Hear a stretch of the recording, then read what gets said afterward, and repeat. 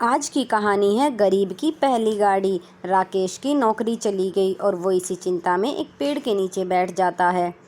अरे ऐसे कैसे काम चलेगा? अभी अभी तो मेरी शादी हुई है और नौकरी चली गई।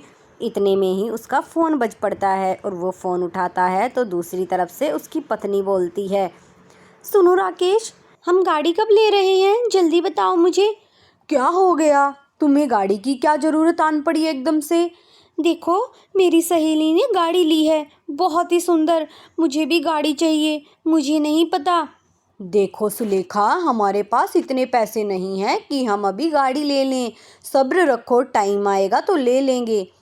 मुझे नहीं पता, मुझे गाड़ी चाहिए तो चाहिए। बस मैंने बोल दिया, मुझे तुमसे कोई बात नहीं करनी। जब तक तुम तो गाड़ी नहीं ले लेते मुझसे बात मत करना। सुलेखा बहुत ही जिद्दी थी। वो अपनी बातें मनवा कर रहती थी। उसे बचपन से ही जिद की बहुत आदत थी। राकेश उससे शादी करना नहीं चाहता था, लेकिन उसकी माँ की वजह से उसे शादी करनी पड़ी। राकेश बेटा, तू शादी कर ले। ये लड़की सुलेखा शादी के लिए मान गई है। लेकिन माँ, मेरी तनख्वाह भी थोड़ी है, मैं अभी शादी नहीं कर सकता। पत्नी की कुछ इच्छाएं होती हैं, मैं कैसे पूरी करूँगा? नहीं बेटा, पत्नी को क्या चाहिए? 2 वक्त का खाना। देख, तू बिना बात परेशान हो रहा है। शादी कर ले बेटा, उम्र हो गई है और मैं भी बूढ़ी हो गई हूँ। फिर उसके बाद वो अपनी माँ की बात मान लेता है और सुलेखा से शादी कर लेता है। लेकिन सुलेखा तो दूसरी तरह की लड़की थी। उसे तो बहुत कुछ चाहिए था। वो अपने पति से कहती है, अजी, आपने तो मुझे कोई भी गिफ्ट नहीं दिया। मेरी सहेली के पति ने उसे सोने का हार दिया था मुंह दिखाई पे, और आपने मुझे ठेंगा दिखा दिया। तो इस पर वो कहता है, अरे सुलेखा, शादी ब्याह में बहुत पैसा खर्च हो गया और वैसे भी घर में मैं अकेला ही कमाने वाला हूँ। अपनी शादी भी मैंने खुद ही करी है, इसीलिए मेरे पास इतने पैसे नहीं थे कि मैं तुम्हारे लिए कुछ गिफ्ट ला सकूँ। अच्छा, आपके पास इतने पैसे भी नहीं थे कि आप मेरे लिए गिफ्ट ला सके? अच्छा सुलेखा, मैं तुम्हें गिफ्ट दे दूँगा, बुरा मत मानो। बताओ तुम्हें क्या चाहिए? मुझे भी सोने का हार ही चाहिए। मुझे नहीं पता। सोने का हार? वो तो बहुत महंगा होगा, कुछ सस्ते में काम नहीं चलेगा? अच्छा, आपको मैं सस्ती लगती हूँ क्या, जो मुझे सस्ता गिफ्ट देंगे? अच्छा बाबा, ले आऊँगा अगले महीने गिफ्ट। और वो अगले महीने ही अपनी पत्नी के लिए एक सोने की अंगूठी खरीद कर लाता है। लेकिन सुलेखा का उससे कहाँ मन भरने वाला था। वो अंगूठी देखते ही गुस्सा हो जाती है। सुलेखा की अमीर सहेलियां हर महीने कुछ न कुछ खरीदती रहती और सुलेखा भी उन्हीं की तरह सामान खरीदने की जिद करती। उसकी ज़रूरतें पूरी करने के लिए राकेश ने बैंक से लोन भी लिया था और अब तो उसकी नौकरी भी जा चुकी थी। लेकिन सुलेखा को तो अब भी गाड़ी चाहिए थी। जब राकेश घर पहुंचता है तो उसका सुलेखा के साथ झगड़ा हो जाता है।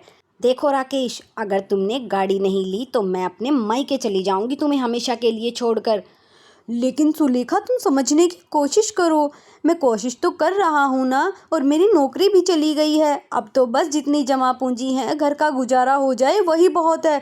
दूसरी नौकरी क्या पता कितने दिन में मिलेगी। तुम गाड़ी लेने की जिद पकड़े बैठी हो। राकेश, मैं कुछ नहीं जानती।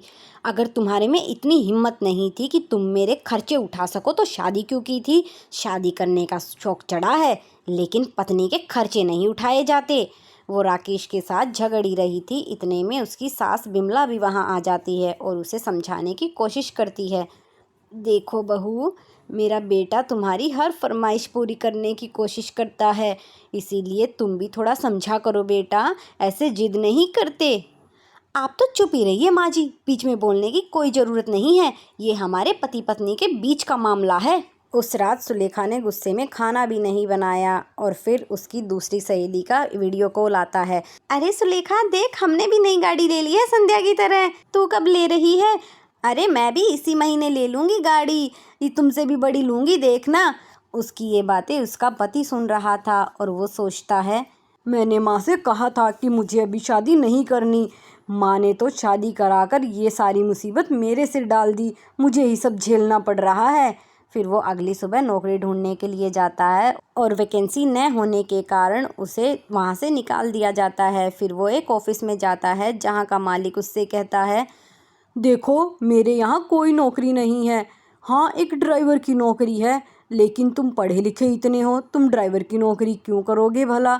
इसीलिए तुम्हारे लायक तो मेरे पास कोई नौकरी नहीं है। तभी राकेश कहता है, सर मुझे नौकरी की बहुत ज़रूरत है, आप मुझे चाहे कैसी भी नौकरी दे दीजिए, मैं करने के लिए तैयार हूँ। अच्छा, तो क्या तुम ड्राइवर की नौकरी कर लोगे? हाँ सर, मैं ड्राइवर की नौकरी भी कर लूँगा। ठीक है, तो तुम्हें सुबह मुझे ऑफिस लेकर आना है और शाम को घर छोड़ना है। तुम मेरी गाड़ी अपने साथ अपने घर भी ले जा सकते हो। बस मैं तुम्हें यही नौकरी दे सकता हूँ। राकेश बॉस की नौकरी करने के लिए तैयार हो जाता है और उसके कहे अनुसार उसकी गाड़ी लेकर अपने घर भी चला जाता है। राकेश को एक आइडिया आता है। जब वो घर जाता है तो सुलेखा गाड़ी देखते ही कहती है, अरे वाह, कितनी सुंदर गाड़ी है। हाँ सुलेखा, तुम कब से गाड़ी खरीदना चाहती थी, इसीलिए मैं तुम्हारे लिए गाड़ी ले ही आया। मुझे पता था आप मेरी इच्छा ज़रूर पूरी करेंगे। अरे बेटा, क्या तेरी नौकरी लग गई है दोबारा? हाँ माँ, मेरी नौकरी लग गई, तभी तो मैं ये गाड़ी लाया हूँ, वरना गाड़ी कहाँ से खरीद कर लाता। चलो आप दोनों को घुमा कर लाता हूँ। फिर वो अपनी माँ और अपनी पत्नी को बिठाकर शहर की गलियों के गेड़े मारने लगा। उसके बाद उसकी पत्नी अपनी सहेलियों को वीडियो कॉल पर गाड़ी दिखाती है। अपनी पत्नी को खुश देखकर वो भी बहुत खुश होता है, लेकिन उसे क्या पता था उसका ये झूठ एक न एक दिन पकड़ा जाएगा।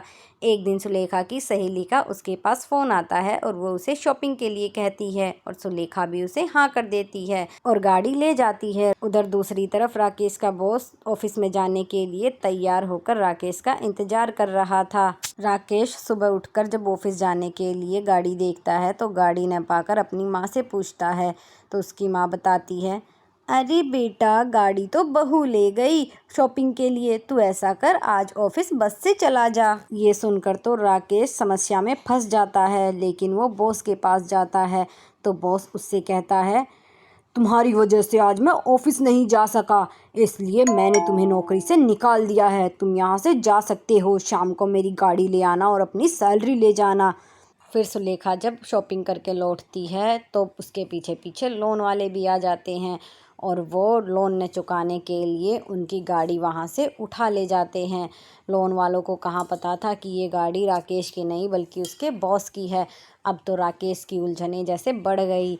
उनके जाने के बाद वो अपनी माँ को और अपनी पत्नी को सारी बात बता देता है, जिसे सुनकर सुलेखा उससे कहती है, अरे, जब मैं गाड़ी ले गई थी तो आप बस से क्यों नहीं गए? छुट्टी करने की क्या ज़रूरत थी जो आपकी नौकरी चली गई? अरे सुलेखा, ये गाड़ी ही मेरा ऑफिस है, ये बॉस की गाड़ी है और ये गाड़ी चलाकर ही हमारे घर में 2 पैसे आते हैं।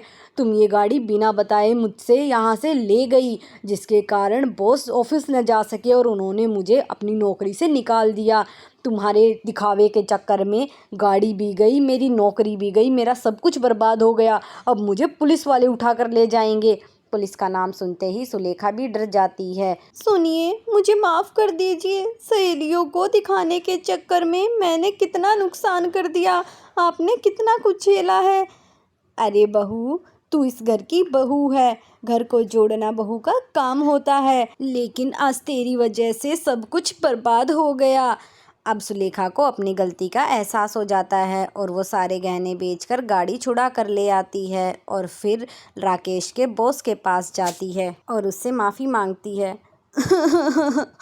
देखिए, राकेश की कोई गलती नहीं है, ये सब मेरी वजह से हुआ है। उसकी बात सुनकर बॉस राकेश को नौकरी से नहीं निकालता। देखो बहू, दिखावे के चक्कर में तो घर ही बर्बाद होते हैं।